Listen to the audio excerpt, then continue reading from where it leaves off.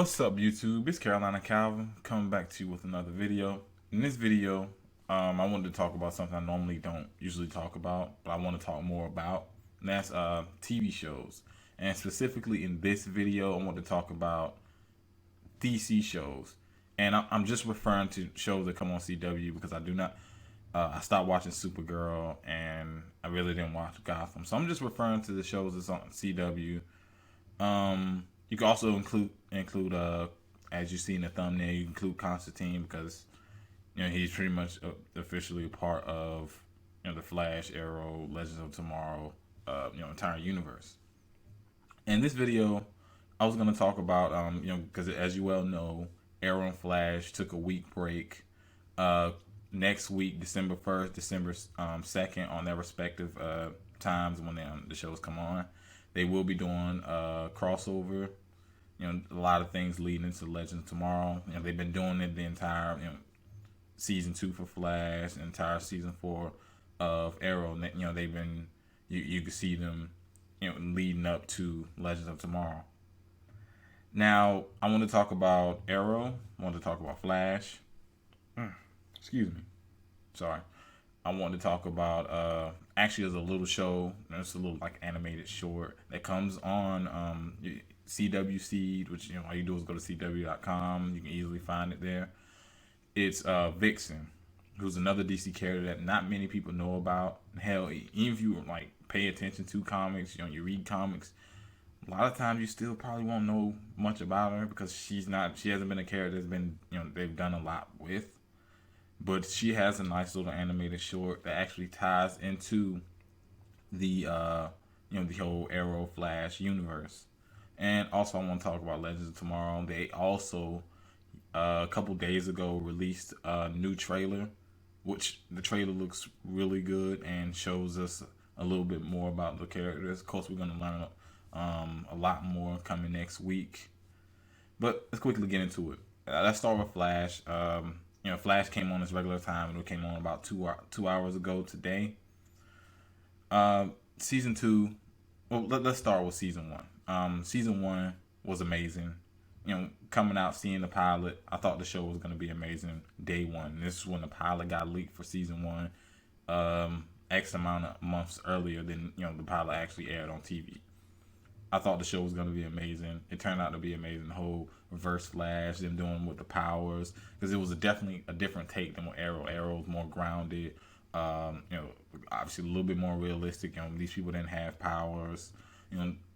Took more of a darker tone. Flash, more campy, comic book feel. Even with the villains, but could had its moments where it was really really serious. Not to really dwell on talking about season 1. Season 1 ended with the whole quantum singularity. Flash went back in time to try to save his mother, found out he couldn't, and the whole singularity thing happened, and that pretty much leads up to season 2. Now season 2, there's a new speedster out there, Zoom, who's even more of a threat than Reverse Flash. And warning, there will be spoilers. There already been spoilers. If you haven't seen season 1, it's on Netflix. Come on, go watch it. If you're interested in the show. But there will be spoilers for each of these shows. So sorry I didn't say that earlier, but I'm saying it now. Season 2, like I said, Zoom is the main villain. He's been sending back villains from Earth 2 to Earth 1 to kill the Flash. Now, everyone first thing that comes to most people's mind: who the hell is Zoom? There's different speculations. I've given my matter of fact, I will say that probably when I'm finished talking about Flash, who I think Zoom is. There's a couple people that come to mind. But he's sending guys back from Earth 2 to kill the Flash. And who told the Flash about Zoom was Jay Garrick, who was Earth 2's version of the Flash. He lost his speed. It was stolen in a battle with Zoom. It's probably how Zoom became this fast. He's been stealing speed. There's no telling how many speedsters he come across outside of Jay and Barry. But he more than likely came across other speedsters from maybe different, other different universes, because he's been able to use those singularities really well. So he has to have some kind of knowledge of them. I think they've been doing a good job with different villains they sent. One of the first ones they sent was Adam Smasher, who was played by, if you remember Edge from WWE/WWF. He did an amazing job. I thought they should have did a little bit more with him. But a lot of the characters they send over, Dr. Light, name escapes my mind.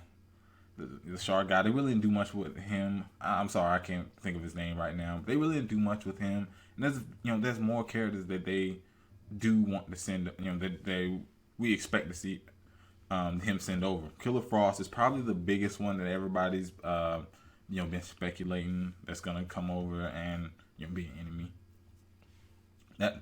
That could be really cool as one that a lot of people want to see.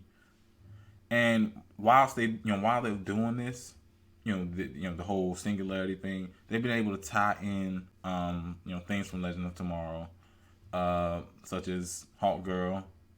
She I would say the last couple of episodes, Cisco, of course he goes by, Vibe. He doesn't go by that, but that's what he kind of gave him. I think Barry gave him that name, so he's going with that, and he's helped him in a few of their circumstances in season 2. So he found out the girl was Hawk Girl. Really, obviously, doesn't know that now, but pretty much that's what he saw. We know that's a precursor to Legends of Tomorrow. Also, Captain Cold. There was some things said with him, and of course, if you've seen the trailer for Legends of Tomorrow, we know more. We know about him. The one thing, every time I think about Barry, every time I think about Flash, I can't get out of my mind the way he got his ass whooped. It was the episode before last. He got his ass whooped. Zoom showed how powerful he really was, how much faster he was than than anything Barry's ever faced. Reverse Flash, anyone else that Barry's ever faced, he sees this guy is a monster. And he carried him around the whole city by his neck to show everyone that this is the Flash, your hero. He's defeated. And I thought the impact of that, because we at that point we really didn't know. Obviously, if you're a comic book reader, you know how tough Zoom is. But as watchers of the show, you really didn't know what they did with Zoom.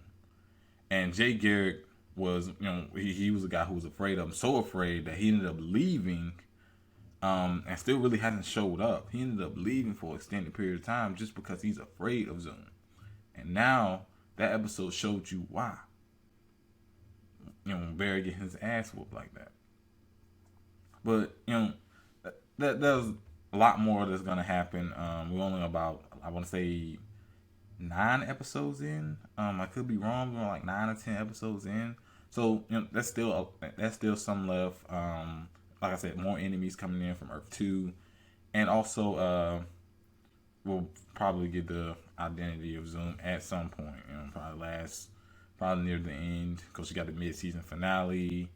You got different shows that's gonna come in during the mid-season finale. So it's gonna be a wait before we actually know more about Zoom. I think season 2 has been amazing. Also, there was another character I forgot to mention with Legends of Tomorrow, Firestorm. I can't believe I forgot that. But new Firestorm, can't remember the guy's name. But you've seen the new Legends of Tomorrow trailer. You can see, that's a guy. But like I said, season 2 Flash. You got Hulu. Go back and watch it. I'm pretty sure you can probably, because Hulu takes off episodes as they get further into the season, so you probably will be able to watch some of the earlier seasons, maybe not. If you haven't seen Flash at all, I recommend it.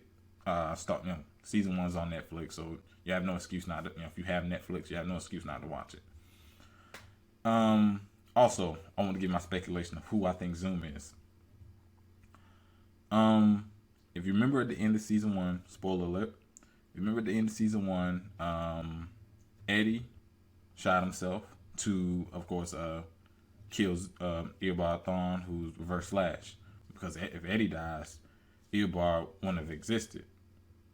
So, he does that, and, we see him die. of course.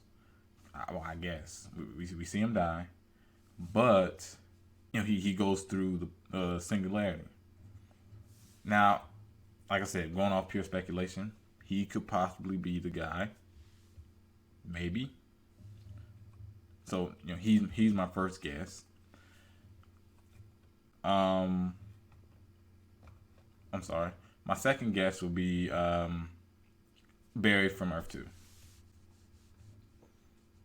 Those are the two. And like I said, I had a couple guesses. Those are the two that I'm speculating. Could be completely wrong. Hey, nothing wrong speculating who you think he is. Let's move over to Flash. I'm sorry. Let's move over to Arrow. Arrow season 3. Had potential. You had the Ra's al Ghul thing. You had Oliver going to the League of Assassins. You had a bunch of things going on with that. You had Laurel dealing with her sister. Thea dealing with some things. She learning to fight and whatever. So it was a lot of things that went on. But I just feel like the pacing of season 3, it was definitely lacking. You had some good episodes, but then you had some slower episodes.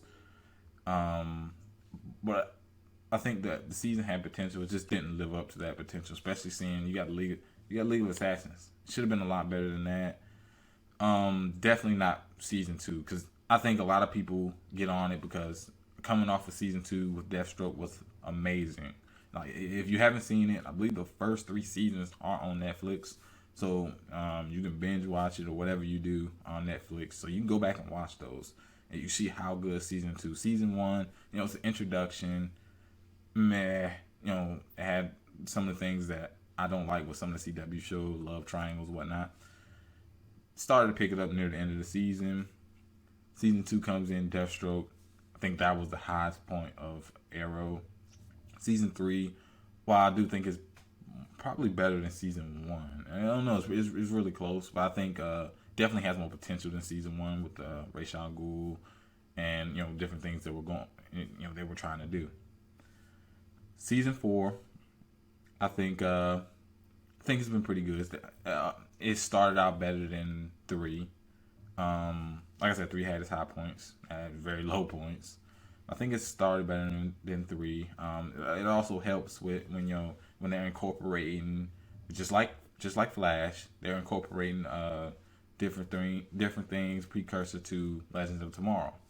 Now, such as if you looked at the last couple of episodes, them saving Ray Palmer, who they thought died in the explosion, a few months before the season 4 happened. Of course, in the Arrow time. They thought he died in the explosion. He didn't. He ended up shrinking. He was in the he was in custody of Damien Dark. Who Damien Dark is a really good villain. The actor, I can't think of his name, but the actor who's playing him doing a good job. You think Ra's al Ghul is the pinnacle, in terms of villain. Deathstroke's still my favorite one, but you think Ra's al Ghul, the one of his toughest villains. This guy combined with ability to fight. That first encounter with Arrow, he whoops his ass, and Oliver almost dies. If it wasn't for the help with Diggle. So I think he's an amazing villain, and he has that calm about him. He's not like Ra's al Ghul. Ra's al Ghul will just go out there and kill a bunch of people. Damien Dark will kill you, but I don't know. He has a certain calm with him. Kind of like a businessman, obviously a corrupt businessman, but you can see he has a calm. He wants things done this particular way with precision, efficiency. So he's definitely different than Ra's al Ghul, who he would just go out in the killing spree. Now,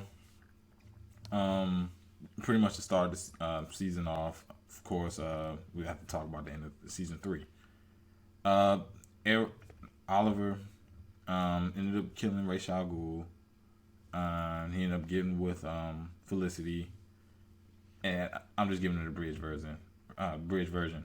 Leaves for 5 months, comes back 5 months. I don't know exactly how long. I don't even remember. I think they showed it, but I don't remember exactly.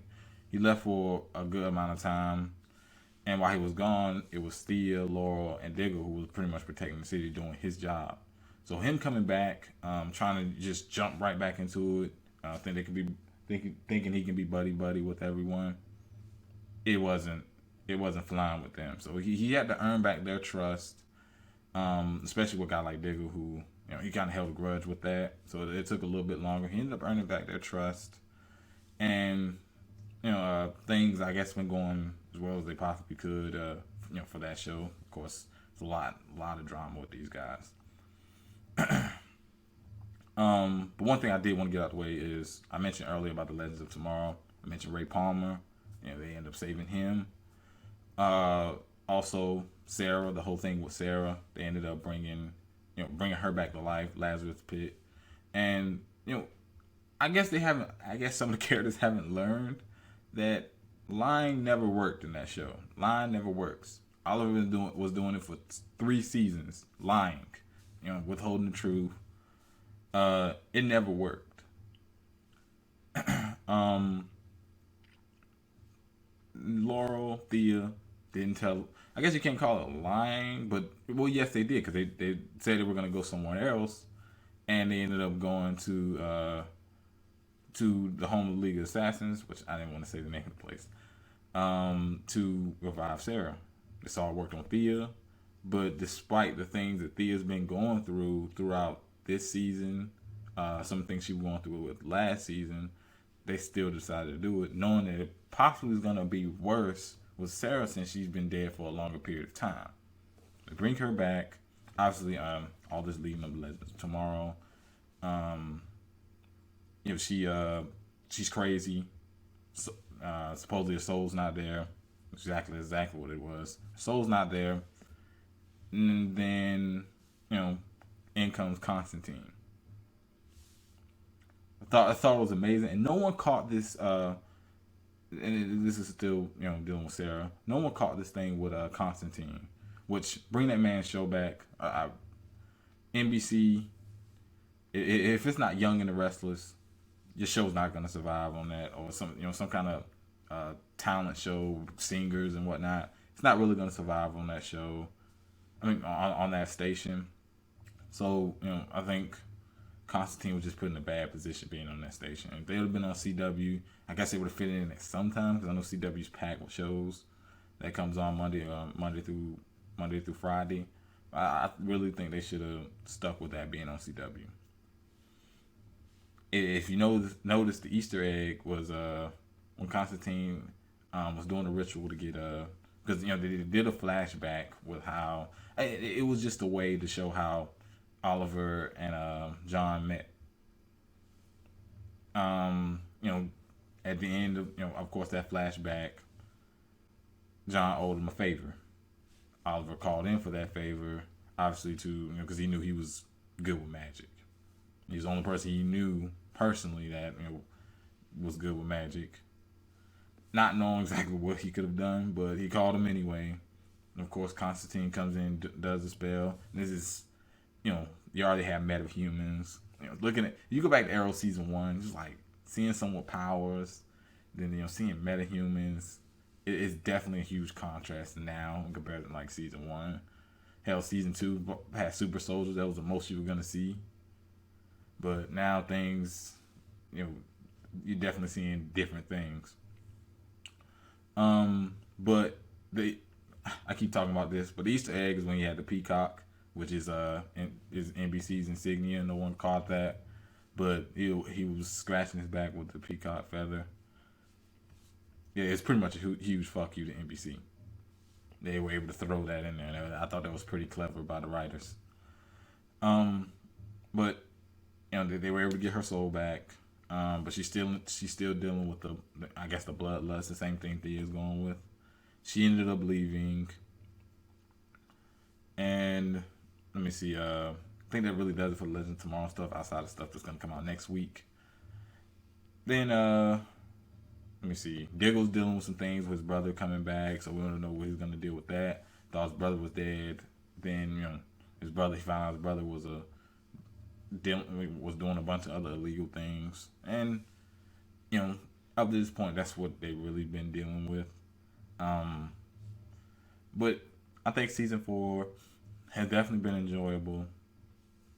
Better than season 3. It's not saying a lot, but better than season 3. Season 2, man, it's tough to top a season like that where every episode just was incredible. But we'll have to wait and see. We still episode? Let me see. I got the episode list exactly. Now episode 9. Oh wait, matter of fact, no, they're on episode 7. Yeah, 7. Let me make sure. Yeah, they're on episode 7. So still there's gonna be 23 episodes in the season. So you still got a lot to go on. Still a lot left for them to either make it better or worse. Now before I talk about Legends of Tomorrow and what I thought about the trailer, which I'll have that trailer down in the description. I want to talk about Vixen. I mentioned Vixen earlier. I guess I'm gonna give a brief background. As much as I know, because honestly, I knew of the character, but I really didn't read any comics. I guess given an entire backstory, but I have looked it up. I just say what her powers were. If you haven't watched it, her powers are like there's a magical amulet which was passed down through her family. It allows her to use different animal powers such as elephant strength for elephant. She can even fly with different birds. Camouflage like chameleon, speed, cheetah. So if you watch the anime, hell, that first little episode, which my issue with it is it's very short. It's very short, and I think that's bull. But we'll see what they do with it later, because they've tied it into the Flash Arrow universe. I think this is an interesting way of tying it to that, because I haven't seen even Marvel do something like that where they tied a anime into of course a real time show, which obviously you can tie it into the say she was part of that universe. But even the actors, Stephen Amell and Grant Gustin, do the voices of their respective characters in that show, and they show her chasing her around, which is a pretty cool scene. If you notice, Vixen is done by the same. It may not be, but it looks like the same people who did Young Justice, which that's a whole nother topic, because that show pissed me off the way it got canceled prematurely. We'll have to wait and see. Hopefully we get some longer episodes with Vixen. Where does she fit in? Does she get a real time show? Does she show up in the future in either Arrow or Flash? Don't know, but there's a reason that they incorporate her into the DC, not into that Arrow Flash universe. So we'll have to wait and see. But I'm hoping they really do more with the character. I think she's an interesting character, and honestly, there's not a bunch of black, it's not to do the whole race thing, but there's not a bunch of black characters like superheroes that DC's done. So it's really nice to see them definitely change some things up. Throw a female protagonist out there. Get some more from some of the smaller characters. Get them a little bit more recognition. I think she's gotten a little bit more. It is on the website, so not a lot of people have seen it. They've advertised it a little bit, but I think they could have done a little more. But if you haven't seen it, just go to CW.com. And I sound like I'm advertising it, but just go check it out. You may like it. You may be pissed for the same reason for it being too short. Now on to Legends of Tomorrow. Now the trailer came out a couple days ago. Definitely showed more. It showed Hawk Girl, Hawkman. Now I want to know their backstory. Hopefully we'll see that in either next year, which Legends of Tomorrow debuts January 21st, 2016. I believe that's the exact date. And as a matter of fact, I didn't check what day that is on. Give me a second. January 21st is a Thursday, so it comes on a Thursday. Don't know if it's gonna be either 8 or 9 o'clock, but just know that it comes on that day. I want to know the background of Hawk Girl, Hawkman. Apparently, relationship thing. Are they from a different planet? Because that's how I was in the comic and the cartoons. I think that's one big question mark because most of the other characters you know about. So maybe in this coming episodes we'll learn a lot more. Than the way my questions will be answered. But we know about Ray Palmer. We know about Sarah. I'm pretty sure the series is how she's gonna deal with the bloodlust, and the series definitely looks more action packed. Vandal Savage, big DC villain. He's been a villain of multiple characters: Justice League, Batman, Superman. Damn it! Sorry about that. But he's definitely been a big villain of multiple DC superheroes. So nice that they're using that character. We'll have to see how the actor does, but for the most part, CW, DC, WB, they've done a great job of picking different actors, and the guys really been able to pull it off. A lot of people didn't think Grant Gustin could pull out Flash, and it's one of the most watched superhero shows or shows with people with powers on TV. They also showed.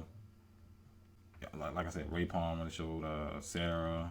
We know about them. Captain Cold, and his brother.